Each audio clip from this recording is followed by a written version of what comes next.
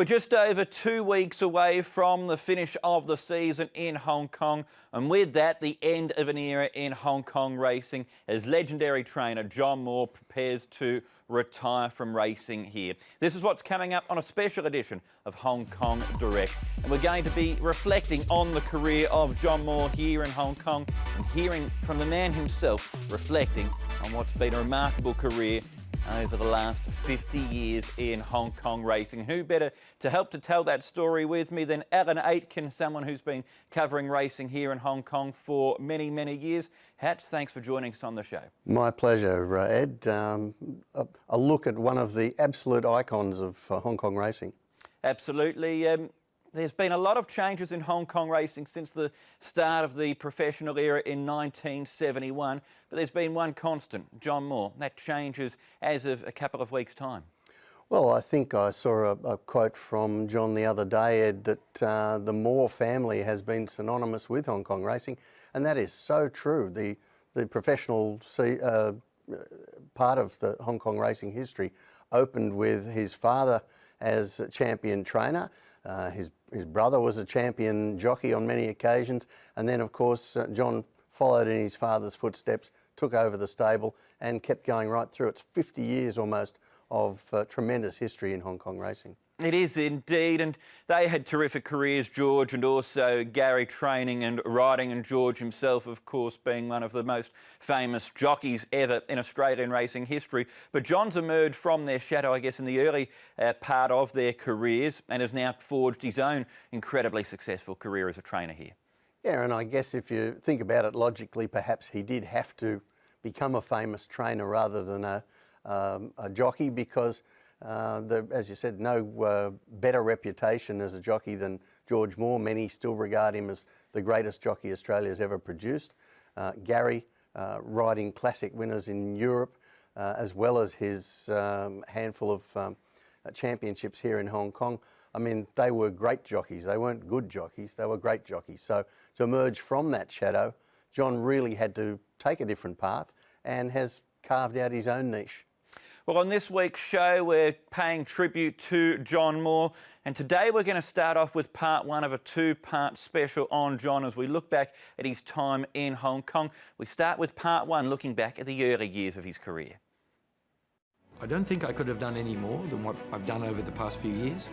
The credibility the Moore stable has given to racing, Hong Kong, and the worldwide recognition. I think I've won every cup on the Jockey Club calendar, and so I'm leaving Hong Kong with the satisfaction that I've done everything I had to do.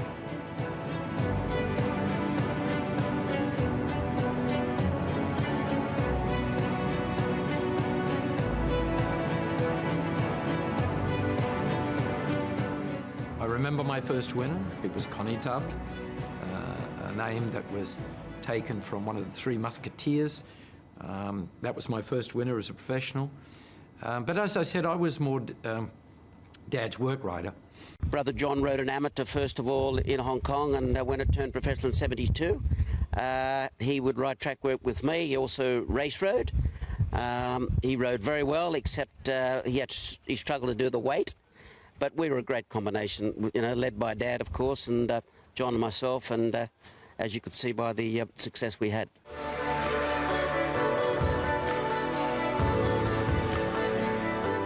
'85, I was licensed, and the story goes, as everybody knows, it took time. I was leading trainer in the first season, but that was because of what Dad left me and everything. I would have had to been pretty bad not to be.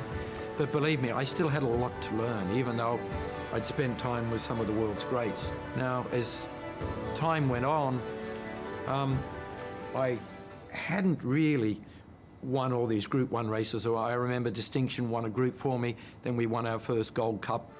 It's Distinction taking the lead from Handclap. Prime Rate can't pick them up. Distinction in front and one. Distinction won at a half length from Handclap. Prime Rate third from Morning Patrol. I was very lucky that Brent Thompson introduced me to a good friend of his, and that friend turned out to be John Foote. So I immediately got together with John, and John taught me nearly everything I needed to know before I went out on my own with George. Here comes River Verdon, absolutely powering home. Motivation got away by a length to Marildo, and Motivation wins the cup. Motivation beat Vervain, close for third. That is an outstanding display, and John Marshall takes honours. Motivation has won the cup.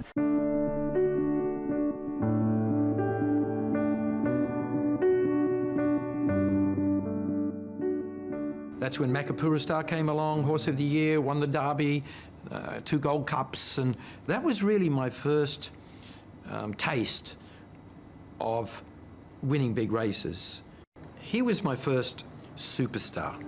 Makapura Star by a length, Electric Flash wearing him down, then Master Eagle at the 100, he goes for the whip on Makapura Star, a half to Electric Flash, and Makapura Star's too good, he wins the Derby a neck.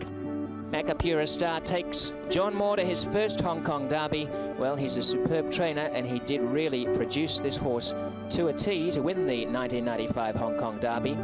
Makapura Star's burst away, a length at the 100 metres from Jade Age and River Verdon, and Makapura Star wins the Gold Cup a length. Makapura Star and Survey King neck and neck. Makapura Star the outside, Survey King the fence. A great finish between the pair. The 2 John Moore gallopers had a real war of tenacity down the straight, a real titanic struggle.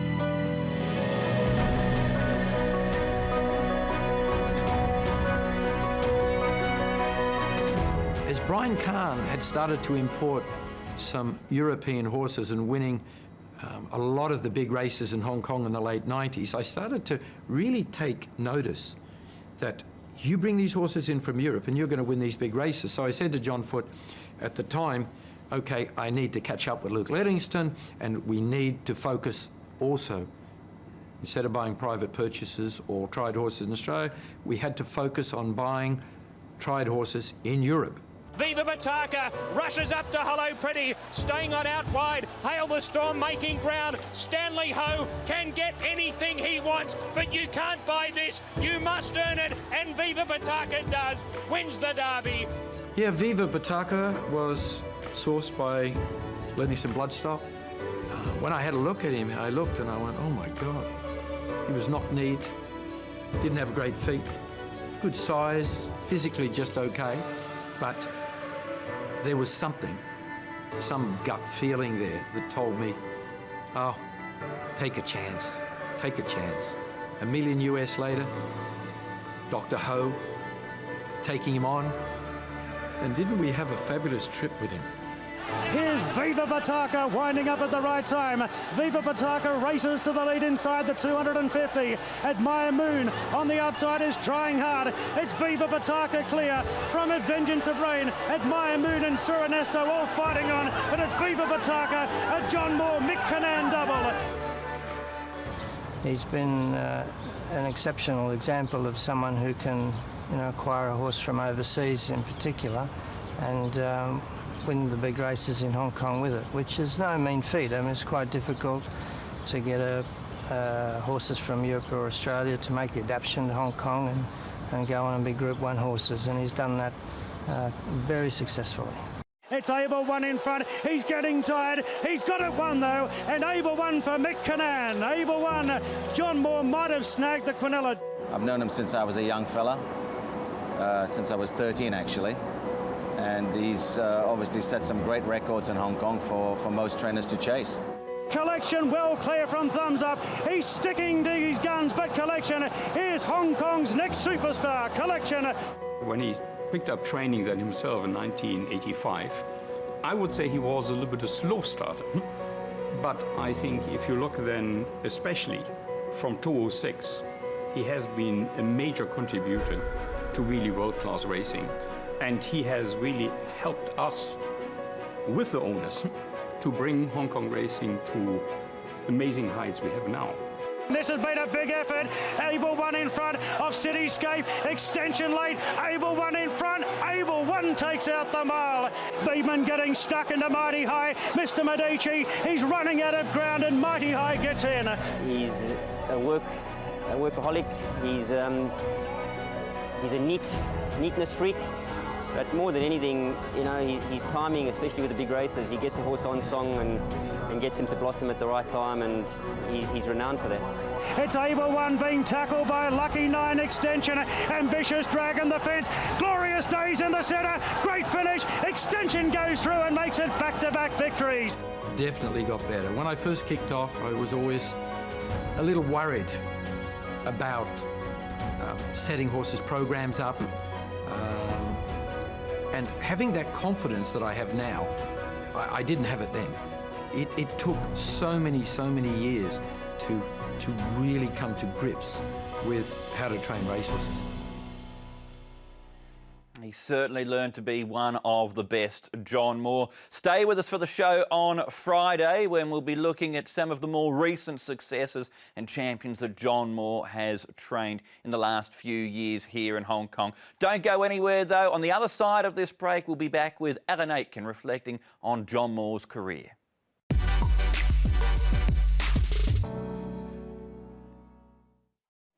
Welcome back. It's good to have your company on this edition of Hong Kong Direct. We're racing on Wednesday at Sha Tin, a public holiday day meeting. If you want a full race-by-race preview of the meeting, on Tuesday night Hong Kong time, go to the Multimedia Showcase section of the website. You'll see Racing to Win there, and the team will have all the winners there for you, hopefully. Well, Alan Aitken has already got the winning factor with a couple of tips for the meeting as well too. Alan is here with us in the studio for Hong Kong Direct. Alan, we just saw the first part there of our John Moore interview. What did you take away from that? Well, I think it's interesting to hear John describe himself and to hear Winfred describe him as a slow starter. Of course, he won the championship in his first year.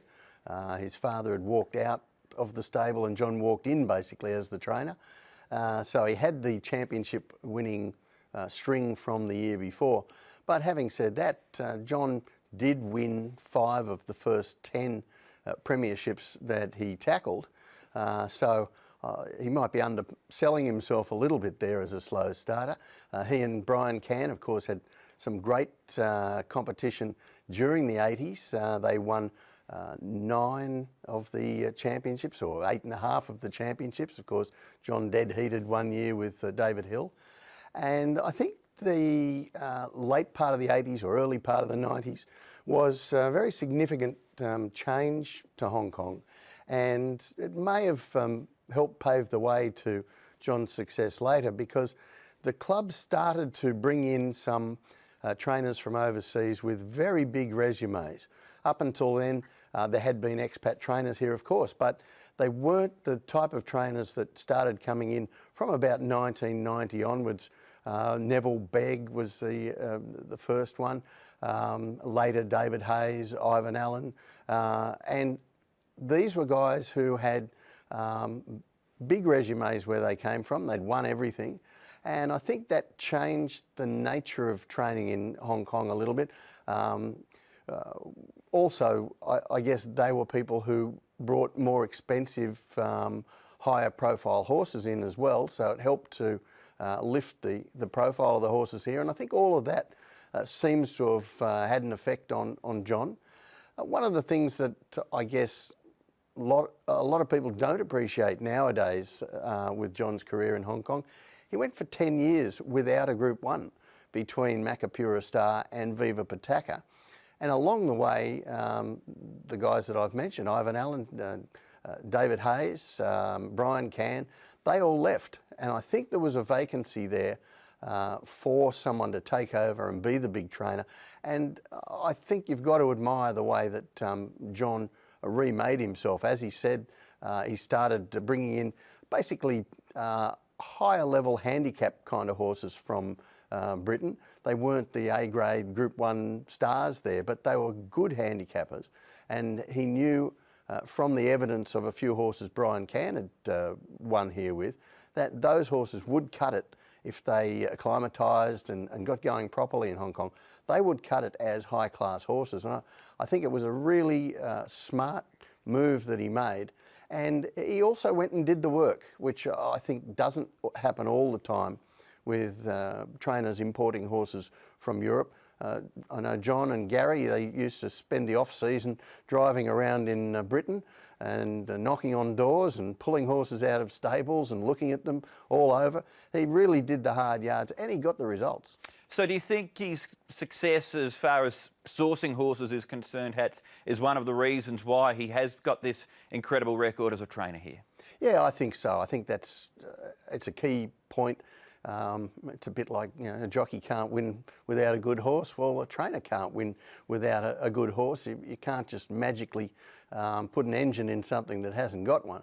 But sourcing them at the right price and the right kinds of horses. You know, horses that would settle down to the Hong Kong lifestyle, which isn't always easy.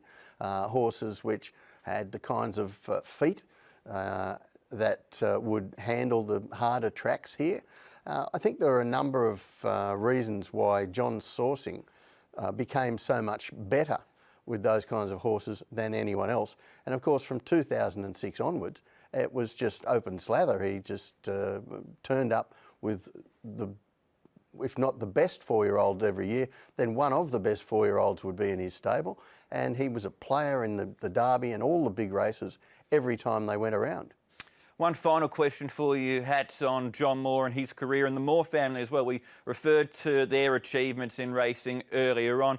What will be John's legacy and, in general, the Moore family legacy on Hong Kong racing when we look back on it in years to come? Well, I think the Moore family name did do something for Hong Kong. I think in the early days, his father coming here when George Moore had had a star-studded career in Australia. He could have gone anywhere and trained. He could have taken his big name to Europe, and he decided to come to Hong Kong. I think that was a real wake-up call that Hong Kong was a coming place, and to then have guys like Gary Moore and Tony Cruz, of course, but Gary from the Moore family go and transplant himself in Europe and be a big name. That added to Hong Kong's reputation. And finally, John has added the lustre with those good horses that have sat at the top of the international classifications, and handicappers have said they're, you know, in the top horses in the world. I think all of that along the 50-year journey has driven up the prominence of Hong Kong racing, really brought it to attention. And I agree entirely. Hong Kong wouldn't be where it is today without the Moore family. Well, John Moore is well represented in our feature race coming up on Wednesday at Sha Tin. It's race number 8, the Hong Kong Reunification Cup, a Class 2 over 1,800 metres, starting with the top weight for John Moore in Savvy 9, who's been contesting group races recently. Butterfield was brave last time out, but has drawn another bad gate. Columbus County's having his second run back from a freshen-up. Glorious Artist is better known for his exploits on the dirt. Nakoni Express goes into the race second up. Over the page to Righteous Doctrine, who's been in terrific form this season. Helena Baby was unlucky last time out. Hello Daddy is stepping up in class, as is Champion Supreme. Let's see if we can find the winner here, Hats, then, for Wednesday's feature. Let's start off with Nakoni Express and also Right Choice, who are coming out of the same race at Sha Tin. Nakoni Express, this was his first run back from a break. How much do you think he'll come on for this run? Well, they jumped out of trees to back this horse, Nakoni Express. He hadn't raced for, I think, 5 months or 6 months, and it was really a pretty big ask for him to win first up after that break. And as you can see here, he came into the race like he was going to be in the finish and got very tired down the final 200 metres. I think he'll come on a lot for that, and I think we'll see a much better version of him on Wednesday. Another key form race is at Happy Valley, featuring the likes of Butterfield, who I thought was game of defeat in this race. Helena Baby has raced since this, was unlucky. And Columbus County as well too finished off nicely, as did Righteous Doctrine. Who are you taking out of this from form point of view for Wednesday? Well, I'm not really taking any of these out of the race for Wednesday because I think that they finished in a big bunch there. They are much of a muchness, that group of horses. There are a couple of them that might have chances. I think if there's a serious danger to a fitter Nakoni Express, it actually comes from a race we haven't seen, and that is Champion Supreme. he has been flying in his Class 3 races.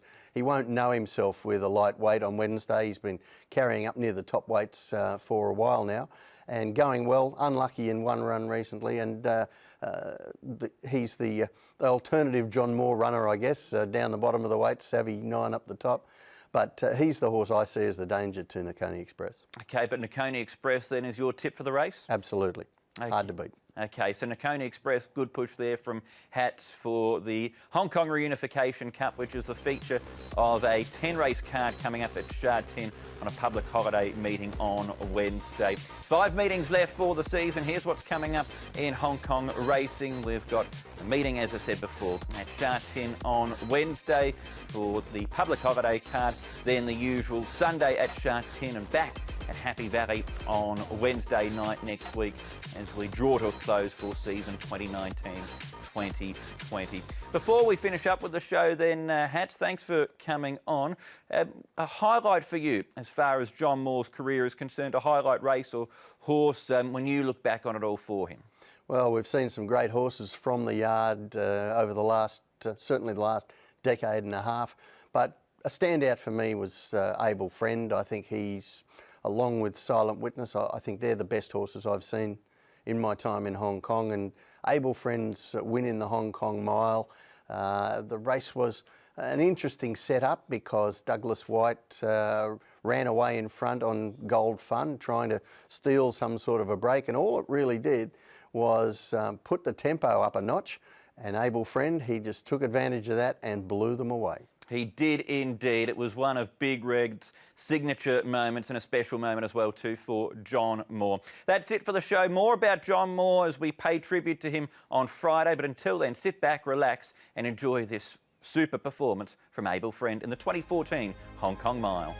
23.9 the first 400 metres, and Gold Fun trying to make all and go one better than last year. Leads by 2 lengths on Secret Sham. Last year's winner Glorious Days taking closer order. Grand Prix Boss forced deeper. Then Fiero from Hatter's Goal. World Aces hugging the fence and pinching plenty of ground on the turn.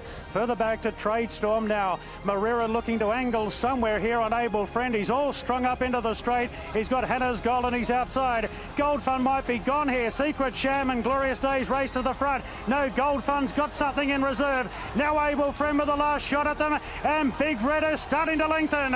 All 1,300 pounds of him, and away he goes. Able Friend from last has put pay to them quickly. Gold Fun resiliently battling on for second, but Able Friend bolts up for Joe Marrera.